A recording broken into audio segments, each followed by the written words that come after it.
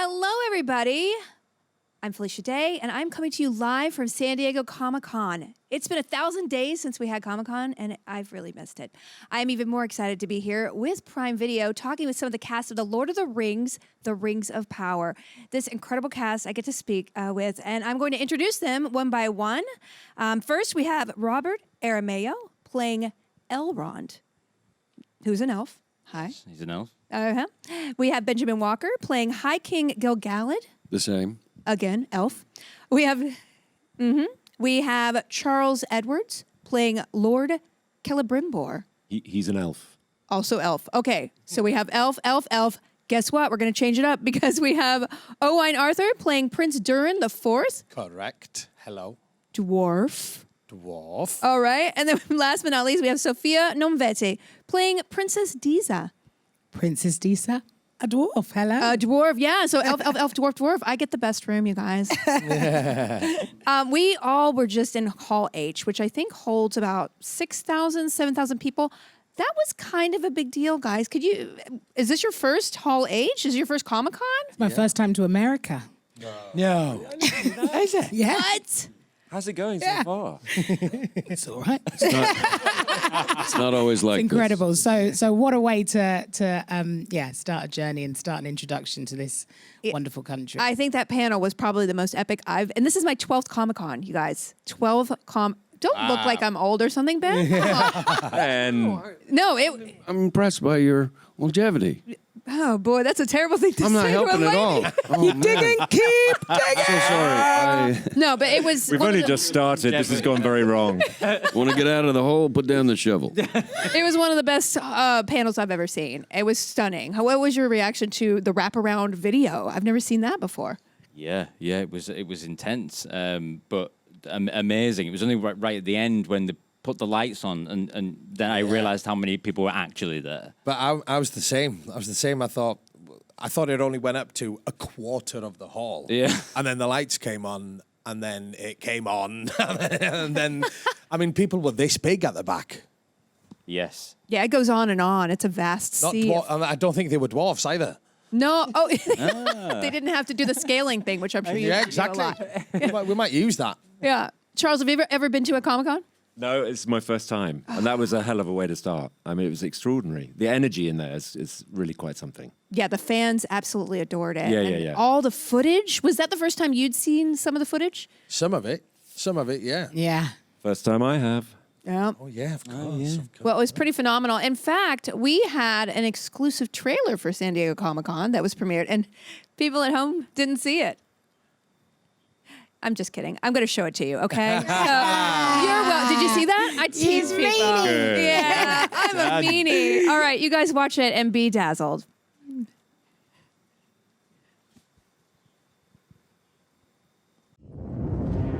Pensábamos que la guerra, por fin, había terminado. Hoy empiezan nuestros días de paz. Pensábamos que nuestra dicha sería eterna. Creíamos que la luz nunca menguaría. El cielo está extraño.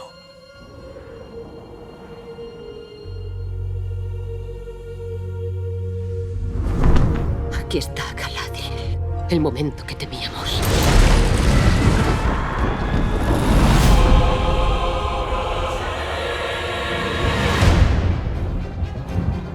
El mal no descansa. Espera. Más allá de la oscuridad, tentando a la sombra a que nos entierre bajo la montaña. No tiene un nombre, sino muchos.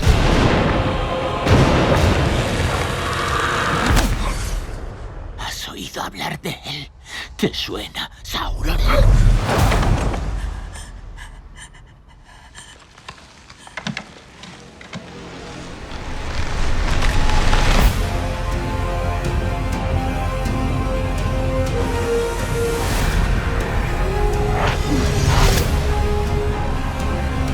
Si el mal que se alza no encuentra obstáculo, nos alcanzará a todos. Encuentra la luz y la sombra no te encontrará a ti. ¡Juntos podemos salir con vida de esto! Lucha conmigo.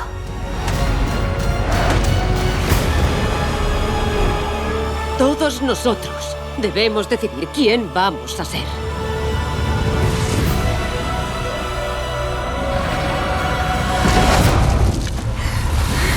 No puede haber confianza entre el martillo y la roca. Al final, uno u otro acaba rompiéndose.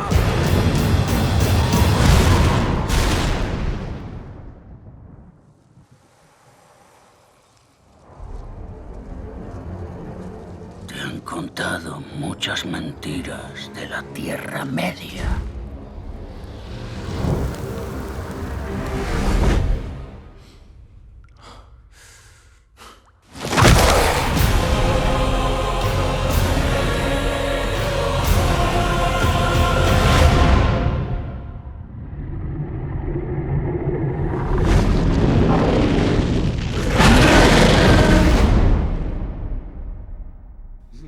Was that a Balrog?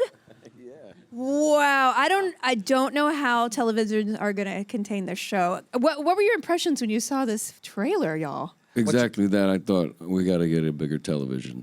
Yeah. Sophia, had you seen any of that before? I had a glimpse of it, and I cried a lot. Oh. I'm a crier. Really? Yeah. We all know how much this took. We know the length of time that we spent together. These are our friends. These are the people who held my baby and were friends to my family. And suddenly seeing all of our hard work of course, the creatives, the design team, the producers, everybody, so many cogs in the wheel. Yeah, so it was a real emotional moment. And we're so excited to be able to share it and invite the entire world, fans of old and fans new, to come and embark on this journey that's been with us for so long. Now, there's a beautiful camaraderie between you guys. Is it because you've been shooting for how long? For years almost, right? Well, in the nature of being in New Zealand, we were kind of sequestered together, and our shepherds, JD and Patrick, had kind of built this familial attitude about it. We had the singular vision, and luckily we're all nice and we get along. And but yeah, we were stuck together, and we had to get No along. choice. Yeah, exactly. Yeah. We're stuck in New Zealand. I guess it's not the worst place to be It stuck, was right? fantastic. I mean, the crew that was there and how that community welcomed us and welcomed the show was really priceless. Yeah, yeah. Now, Rob, you play Elrond, Yes. and he's a pretty iconic character. He's probably the character that most people would be most familiar with, or one of them. One of them, yeah. So stepping into those shoes must have been a little intimidating. What did you do to prepare for this role? Well, I do want to correct my earlier statement about him being an elf to this, which is that he's half elven. Okay. Which is So very important. One person on Reddit is now sad. No, they're mad because they were just typing it. They're like, "Excuse me, I see you." Yeah, but it was a total dream come true. You know, I love Elrond. I've always been really intrigued about him. And I really was interested to take a character that, you know, is in such a different place in the Third Age, in the books that we know, and sort of trace it back and see where he came from. And, you know, he's a very famous past, which was really exciting to explore. Yeah, and you did a lot of Elvish research. Did you study Elvish? I mean, I'm sure you had to do some in the show, right? Yes, and yes. You know, I you know, when you explore the language, it's just another way of understanding the professor, you know, and you know, his work. So it was all kind of part of that. But I started by just being like, right, I'll find the Elrond bits, you know. Of course, every actor's like, where do I do? What I do? What I do? Am I dead? Okay, great. Right, let's go. Right, but then you know, once you delve into the first stage material, you realize that the texture to it and everything is connected to everything, you know, and so you know, most of that stuff is directly or indirectly related to Elrond. So it was like it was fun to sort of play historian, you know. Yeah, you're kind of a nexus. Your character is kind of a thread throughout all the stories. So, yeah, it's pretty cool. Owain, Yes. you're so much trouble. I don't know how your mom I'm raised a you. good boy, and my mum is the best in the world. I definitely want to have a drink with you later. Anyway, so I hardly recognize you now because of what you look like on screen. You play Prince Durin the Fourth, and Correct. you have a much different look. How was that process? Yeah, I mean, it was a process. Like how much of a process? It was a 3-hour process each morning and a 45-minute process to de-rig, to take everything off. But yeah, it was an interesting, at times quite emotional, I'm not going to lie. You weren't expecting that as an answer, right? What emotion? Just because of the of being sat down there for hours and getting to know the guys who do the prosthetics and kind of getting to know them and watching Durin.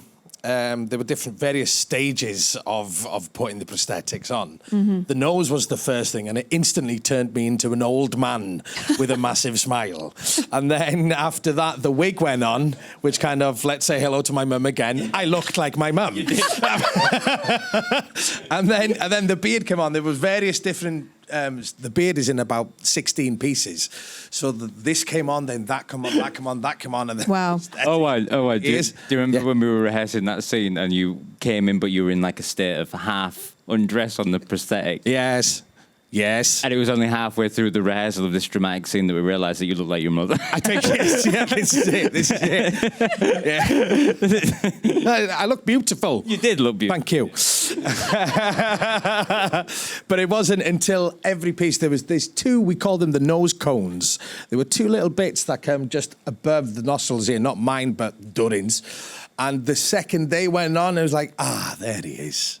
There he is. And then I was ready to kind of put my clobber on and go on set. Did someone have to feed you during that process? You had to be called before 3 hours before everybody else. Yeah, I mean, the amount of beard I've eaten whilst eating my lunch, kind of, because it just gets caught in the food. And believe it or not, I ended up just having smoothies. Oh. And nuts. Remember the nuts? Oh, that's a terrible diet. Yeah. Hilarious. Yeah. And what about the lips had to come out like this. Yeah. And that was the only way I could eat them. And then I had to lick the salt off my fingers like this. It was a whole thing. I mean, I'm not going to waste your time here now. No, you talked a lot about it. I want to know more, though. I want more. How was it going to the bathroom? Oh, yeah, I told Charlie this story last night. I'm not going to mind myself having a wee. You're not? Okay. But it did. There are various... Oh, Christ. There are various zips and costumes that get in the way. And, I had to listen for it to hit the water. Let's move on. Wow! Let's move on. Now you know what it's like to be pregnant. But also, I mean... Amen. Yes, absolutely. So, Sophia, I cannot tell you what a thrill it was to see you up on the screen as the first female dwarf depicted from this world. I mean, how amazing is that? It's a miracle, both personally and career-wise. You know, she is the first female dwarf that we have ever seen on screen. And so to be attached to Tolkien's works in presenting that revolutionary television moment is an honour to host. It is necessary for the world's... for every single race and world that we live in, for females to be present. And so to uncover and discover and build her was an utter joy and an honour. And she's a boss of Durin. I can't wait to see you guys' relationship. I just want to say something personally, selfishly. For 6 years, I played World of Warcraft, and my secondary character was named Sugarlina. She was a dwarf, and she looked just like you. And I literally started crying when I saw you. Oh, my goodness. No. So you have healed many a raid, Sophia, for me. So you also had a really interesting story about your audition. Could you share that with the audience? Because I think everyone needs to know this. You are so incredibly powerful, just as a person. I really appreciate that. Thank you very, very much. Welcome. And I really appreciate that. It's so great to be able to have so many faces now to extend the accessibility for people like me to see themselves staring back at them in such a huge franchise. But the story of the audition is that I auditioned for this role 2 days away from giving birth. So yeah, my daughter was very much engaged, and there were many a midwife on speed dial saying, please don't go into London. But there I was, and I remember J.A. Bayona having to kind of haul me out of my camera test chair, and they were so grateful for me to be there. I then got the role, was gifted this amazing role when my daughter was then born, and she was just 5 days old, and we travelled to New Zealand when she was 10 weeks old, and there was a load of images of Deesa's incredible costume, and you'll see kind of little panels and stitching to the side, which were all removable. So in between takes, in between scenes, I was able to feed my baby and then shoot straight back on. My gosh. You know, that's what this role is representing. There's far more than what we see on screen for me to be able to play her. And huge kudos for the team at Amazon for supporting a new mother in this way, so that I could do it all. Oh, I'm getting chills. Deesa. I'm literally getting chills and tearing up because it's a hard time in your life. We can do it too. And we can do it. Yeah, we can do absolutely. it too. And yeah. Shivers. So Ben, your story's not going to be as good. No, I'm just kidding. No, it's not. It is. You play High King Gil-galad, sorry. Yes. And in this trailer we just watched, your character says, today our days of peace begin. Right. It seems like maybe that's not... It's like, hey, I'm 2 days to retirement. You know, like, is Right. is there a threat Where's looming? the story going to go? Yeah, where is it? But that's quintessential Tolkien, the inevitable resurrection of evil. Yeah. And Gil-galad in particular is aware of that. And if you go back to the books, the number of times he's ahead of the curve and kind of see darkness coming from around the corner.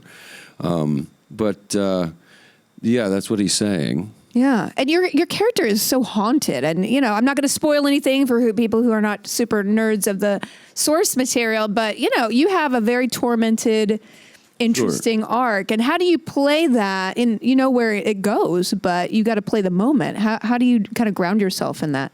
Well, heavy is the head that wears the crown, and it is hard won. I mean, that part of what we loved as the elves was the research. Every little nugget, even if it's not specifically about your character, it's a war that he would have lived through. And when you factor in immortality, you have to ask the question, when you've seen everyone you know and love die over and over and over again, how do you muster the strength for hope? When you've lost love over and over again, how do you fall in love again? And they do, with Middle-earth. Can you narrate every book for me to sleep to every single night? Because I could listen to you speak. Good night. I fall asleep when he speaks all the time. Yeah. Owain, go to your room. Owain, tell us that go back to your room. Ben.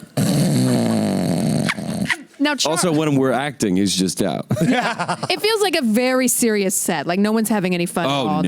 Awful. Yeah, awful. No, we always have a good time. So Charles, Celebrimbor is a really fascinating character from the lore because you're so important. Yeah. Spoiler alert. I mean, should I say it? I'm going to say it. He's very involved in making the rings. No, don't say that. Fired. Wait, and he's a lord. Lord so Celebrimbor. Yeah, Lord of Sorry. technically, he's the Lord of the Rings. I'm not going to do any spoilers. Anyway, but you know, there's not a lot written about Lord Celebrimbor No. in the book. So how? I mean, as a nerd, you want to research, but there's not a lot there. How did you fill that out? Well, that's the best bit about this character is that there's a blueprint. There's more than one. There's a couple of 2 or 3 sketches of what he might have been and when he might have been, who his parent, what his heritage was. There are different versions. So and yeah, he in the Council of Elrond in Lord of the Rings. That is when we first, people who don't know his name from elsewhere, is when we first hear him named. Wow. And the other time is with the Doors of Durin at Moria when Gandalf's trying to get in, and Celebrimbor is responsible for the sort of what's it called, marquetry, kind of beautiful signs on the door. So those are his 2 major contributions to the Tolkien world of Tolkien. But he's because you have an opportunity to fill in the gaps and to make your own decisions, informed, of course, always by the world in which he's surrounded. But little footnotes, little notes made in the margins saying should have made him this. You know, Christopher Tolkien often referred to that about Celebrimbor particularly. Yeah. You know, my father probably would have, if he'd remembered that he'd said that before, he would have done this with the character. So there's room. There's room. so much research. And were there experts on set for you to consult with, to ask questions? There were, yeah. Griff. And Rob. And Rob Aramayo. That's very right. true. I mean, yeah, I want to say you definitely are thorough. Did you come into this being a huge geek about Tolkien, and then maybe, or did it just create a passion for you? A bit of both, really. I didn't know anything about the first stage when I took the job, but I loved Lord of the Rings, and so when I got it was kind of like a really great excuse. I mean, what I said earlier was true. Like I just felt like it was like. If he were here, he would know more than anyone. You know what I mean? So, like, I just kind of took the stance that it would be most fruitful to learn as much as I could and to sort of just throw myself into it, you know? And I loved it because then it sort of sparked debates on set, you know? Sounds like the best set. You're having arguments over Tolkien mythology. Debates. And we get paid for it. Yeah. We go to work as we do at work. Yeah. It was very But the text is that dense that you do have the opportunity to interpret and reinterpret and reinvest, and every time you go back to the source material, you learn something new. Yeah. So that's incredibly. That's the gift that I keep getting from it. Yeah. Yeah. And words mean something different, you know, if you're talking about oaths or curses or promises, you know, these words mean something different in this world, you know, because there's magic in this world, both, you know, and so things like that, rediscovering things and seeing how they fitted into our world was like a really interesting sort of thing to talk about, as we did, all of us together. Yeah. Did any of you, I mean, not mythology aside, did any of you have any other skills that you had to train to do on set? Fighting, dwarving? Calligraphy. We had calligraphy lessons to write Elvish, and I've always been very into it myself. And so I was very excited to do that. And as a kid, I was obsessed with Lord of the Rings. So age 9, 10, I was copying his Elvish script as a child. Wow. I wrote my own play of Lord of the Rings. I had I had the soundtrack album to the cartoon movie. Can we do it? I wanted Do to. it. Who Yeah. would I be? Let's do your Oh play. my God, I found people who are interested in actually doing it. It's taken this long. I've got the script somewhere, but You dig it up. dig it out. Absolutely. But that speaks to as well to like the guy who taught us calligraphy was this amazing guy called Dan. Yeah, he's great. And just going and spending time with him and seeing what he was working on in other worlds and things like that was like a great part of It's amazing. the process. I had to learn how to walk in a long gown. I mean, that definitely, we know that is acquired skill. Yeah. You've got 50 actors just acting their hearts out, cranes, Yeah. wind machines, and you fall down the stairs as the king. You got to start. Hopefully they got that for the gag reel. Yeah. I am so sorry. We cannot, I could speak to all of you for hours more. Well, you we are can. such fascinating, wonderful people. We will. Yeah, okay. But thank you for being here. Thank you, audience, for watching. And I hope that you remembered the trailer. Oh, yeah, I'll show it to you again. But be sure to watch The Lord of the Rings, The Rings of Power, September 2nd, only on Prime Video. Thank you so much for watching. Enjoy. Pensábamos que la guerra, por fin, había terminado. Hoy empiezan nuestros días de paz. Pensábamos que nuestra dicha sería eterna. Creíamos que la luz nunca menguaría. El cielo está extraño.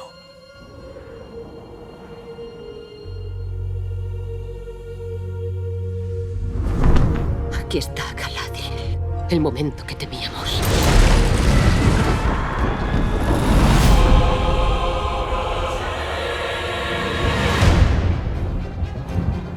El mal no descansa.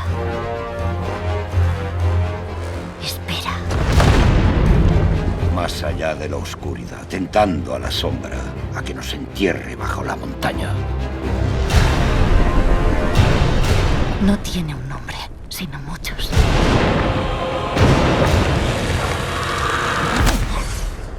¿Has oído hablar de él? ¿Te suena, Sauron?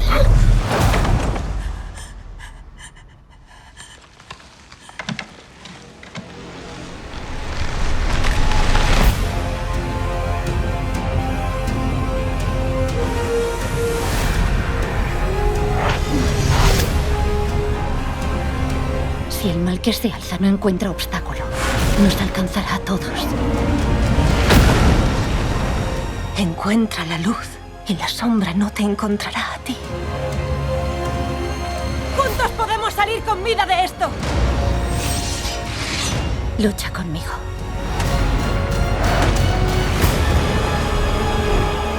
Todos nosotros debemos decidir quién vamos a ser.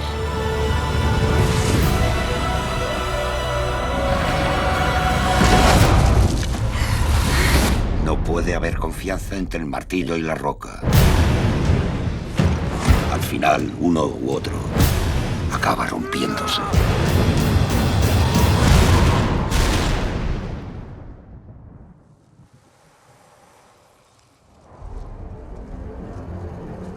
Te han contado muchas mentiras de la Tierra Media.